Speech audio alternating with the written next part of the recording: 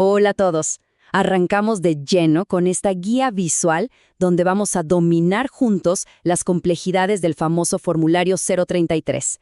Y bueno, para quienes estamos en esto, sabemos que dominar esta herramienta va mucho más allá de un simple requisito administrativo aburrido.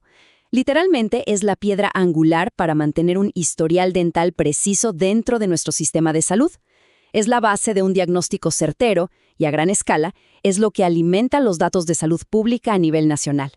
Para que vayamos súper ordenados, la estructura de hoy será así.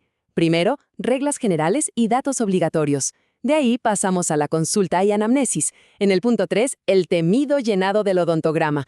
Luego veremos los índices de higiene oral y cerraremos con periodoncia, oclusión y fluorosis. Así que empecemos con la primera parte. Reglas generales y datos obligatorios. A ver, establecer estas reglas fundamentales es crítico, porque el formulario 033 es nuestra base legal definitiva. Suena básico, pero el cumplimiento estricto es donde empieza todo. Fíjense en un detalle que parece mínimo. Todas las firmas exigen el uso exclusivo de un esferográfico de color azul. Sin eso, el documento pierde validez legal. Así de estricto. Ahora bien, sobre su vigencia, normalmente dura un año calendario, 365 días, pero se adapta de manera súper inteligente a la situación del paciente. Por ejemplo, en pacientes embarazadas, la validez cubre solo el periodo de gestación, y en el caso de estudiantes, dura exactamente lo que dure el año lectivo. Y esta regla de aquí me parece brillante porque nos muestra lo exigente que es el sistema. Básicamente, dejar un espacio en blanco es un error garrafal, es una omisión. Así que si topamos con alguna variable que simplemente no podemos llenar porque no viene al caso, es absolutamente obligatorio colocar las siglas NA, que significa no aplica. Vamos al segundo bloque, consulta y anamnesis. Cuando escuchamos la narrativa del paciente, tenemos que capturar ese historial clínico con una precisión quirúrgica, porque eso nos prepara el terreno para el diagnóstico. Para documentar la enfermedad actual, no podemos anotar las cosas en el orden que querramos. Hay que seguir esta secuencia exacta. Primero, la cronología en días. Luego, dónde le duele exactamente. Tercero, las características del dolor. Ya saben, si es pulsátil, punzante, urente. De ahí pasamos a la intensidad, que lo causó aparentemente, y finalmente los síntomas asociados. Seguir este paso a paso construye una línea de tiempo diagnóstica impecable. Ah, y un detalle importantísimo. Si el paciente llega sin dolor alguno, se debe escribir literalmente y de forma explícita paciente asintomático. Llegamos a la sección 3, el famoso llenado del odontograma. Y aquí entramos al núcleo visual del formulario.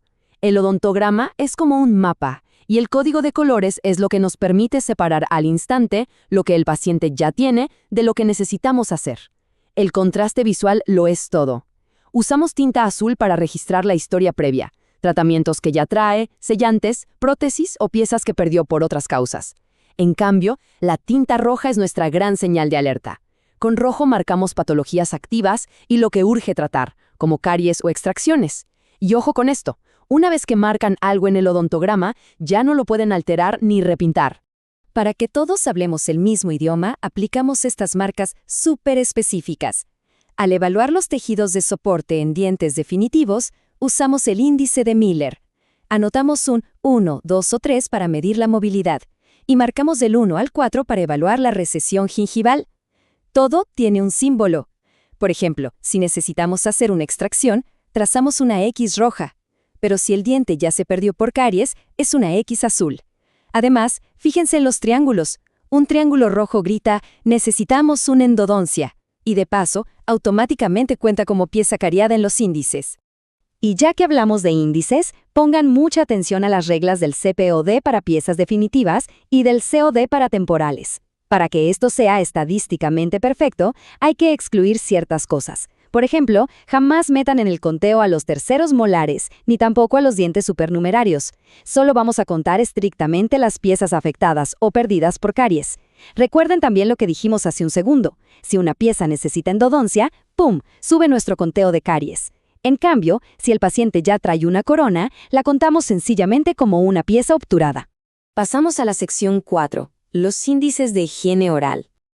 Honestamente, esta matriz de aquí es una joya. Es nuestra llave maestra para calcular el índice de higiene oral simplificada. Aquí evaluamos qué tan buenos son los hábitos diarios del paciente usando una escala súper clara. Para placa bacteriana y cálculo dental, calificamos de 0 a 3. El 0 es que no hay absolutamente nada, y el 3, bueno, el 3 significa que la placa cubre toda la superficie o que hay cálculo tanto por debajo como por encima de la encía. Ahora, para la gingivitis, la cosa es mucho más sencilla. Es binaria. 0 es sin sangrado y 1 es con sangrado. Cuidado con este detalle analítico. Es algo que se nos puede pasar por alto fácilmente, pero es vital para mantener los datos limpios en la red de salud. Al sumar nuestras columnas y dividir para el número de dientes que examinamos, nos va a dar un promedio con decimales. La regla de oro es, jamás, bajo ningún concepto, redondeen esos decimales al número entero superior. La precisión matemática tiene que quedarse tal cual. Y finalmente llegamos a la sección 5, periodoncia, oclusión y fluorosis. Para completar el panorama integral del paciente, toca medir la enfermedad periodontal en milímetros. La progresión es súper clara. Empezamos con una etapa leve, que es cuando vemos una bolsa o pérdida de inserción de 3 a 4 milímetros. Si la cosa avanza, pasamos a la etapa moderada, donde ya vemos bolsas de 4 a 6 milímetros e incluso movilidad clase 1.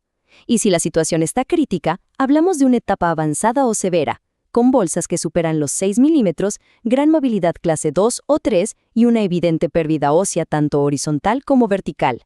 Después, el formulario nos pide revisar el tipo de oclusión, y para esto nos basamos en la famosísima clasificación de Angle. Hay que observar con mucho detalle la relación en molares e incisivos.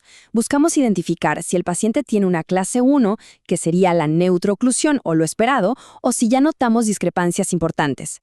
Por ejemplo, una clase 2 si vemos una mandíbula retruida o una clase 3 si la mandíbula está claramente protruida. Este dato de aquí me parece increíble porque nos conecta directamente con la geografía médica. Anotamos la fluorosis usando el índice de Dean. Lo consideramos leve si cae en los niveles 1, 2 y 3, moderado si es nivel 4 y severo si llega al nivel 5. Y esto no es solo para llenar una casilla, tiene una importancia epidemiológica gigante, sobre todo cuando recibimos pacientes que vienen de provincias ecuatorianas como Cotopaxi, Chimborazo y Tungurahua. Estas son zonas endémicas, famosas por tener altísimas concentraciones naturales de flúor en el agua. Entonces, para cerrar, piensen en esto por un segundo. Cuando cada uno de nosotros registra con rigor la movilidad, cuando aplicamos bien las exclusiones del CPO y cuando no redondeamos esos decimales del IHOs, un simple pedazo de papel administrativo se transforma en una herramienta de poder absoluto. Generamos datos reales, datos fidedignos, que literalmente moldean las políticas de salud pública del futuro. Y ese, al final del día, es el inmenso impacto que logramos gracias al rigor y a la precisión clínica. Muchas gracias por acompañarnos en esta explicación.